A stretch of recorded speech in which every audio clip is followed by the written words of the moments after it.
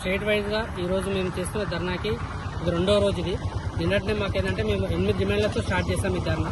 మొదటిది వచ్చేసి green channel, తర్వాత రెండవది కేఎంసీ నుంచి రోడ్లు, మూడవది ఉస్మానియా జనరల్ హాస్పిటల్ బిల్డింగ్, అలాగే hostel facilities and also infrastructure development in the కొత్త medical colleges and 15% seats for Andhra students in UG also, అది తీసేయమని అదొక. సో ఇలాంటి మేము కొన్ని 8 డిమాండ్లతో నిన్నటి నుంచి స్టార్ట్ చేశాం. బట్ నిన్నటితో మాకు ఈ రోజు మళ్ళీ కొత్త డిమాండ్స్తో మేము ఎలా ముందుకు వచ్చామంటే, నిన్నటి గ్రీన్ ఛానల్ కోసం అనేది మాకంటూ ఒక నిన్న టాక్స్లో జరిగిన విషయం ఏంటంటే దానికోసం అయితే కొంచెం క్లారిటీ వచ్చింది. బట్ అది మాత్రం 1 ఇయర్ వరకు మాత్రమే మాకు ఈ రెగ్యులర్గా వస్తాయనేటువంటి ఎవ్రీ మంత్ 10th స్టైపెండ్స్ పడతాయని ఒక క్లారిటీ అయితే ఇచ్చారు. బట్ అది ఓన్లీ 1 ఇయర్ వరకు మాత్రమే ఉంది.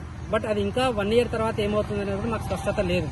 అండ్ రెండవది మెయిన్గా మనకి కేఎంసీలో వచ్చేసి మాకు నేను లీన్ చేయన 18 months అవుతుంది. అప్పటి నుంచి కూడా రోడ్స్ ఇలానే ఉన్నాయి. సో ఈ రోడ్స్ మీద ఈ కేఎంసీకి వచ్చే వాటిలో మాకు మెయిన్గా ఏంటంటే ఇక్కడ సూపర్ స్పెషాలిటీ హాస్పిటల్ కూడా ఉంది.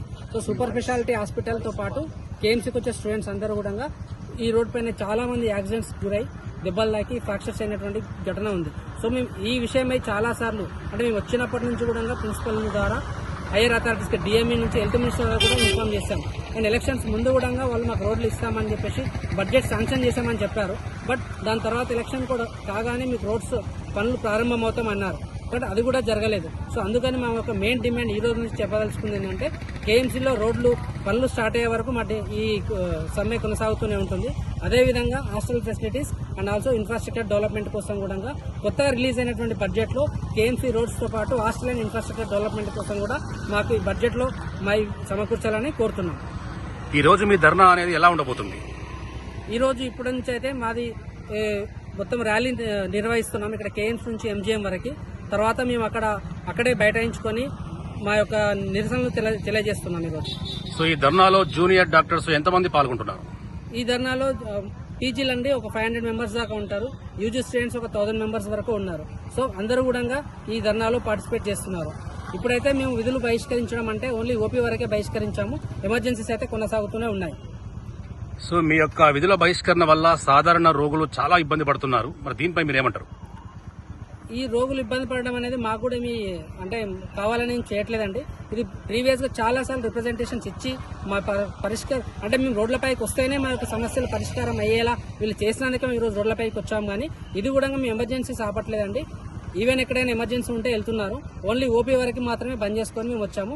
బట్ మేము పేషెంట్స్కి ఇబ్బంది చేయాలని లేదు. ఎందుకంటే ఈ రోడ్లలో వచ్చేవారిలో ఇక్కడికి వచ్చే సూపర్ స్పెషాలిటీకి వచ్చేటువంటి పేషెంట్స్ కూడా చాలా మంది ఉన్నారు. సో అందరి కోసమని ఏదో ఒక రోజు మేము ముందరికి రావాల్సి వచ్చింది. అంతే తప్ప మేము వాళ్ళకి పేషెంట్స్కి ఇబ్బంది చేయాలని అయితే మా యొక్క ఇంటెన్షన్ కాదు.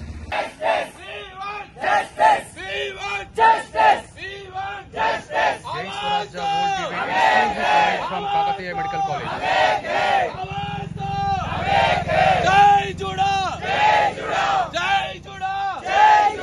We want new roads. We want new roads. We want new roads. We want new roads. We want new roads. We want roads.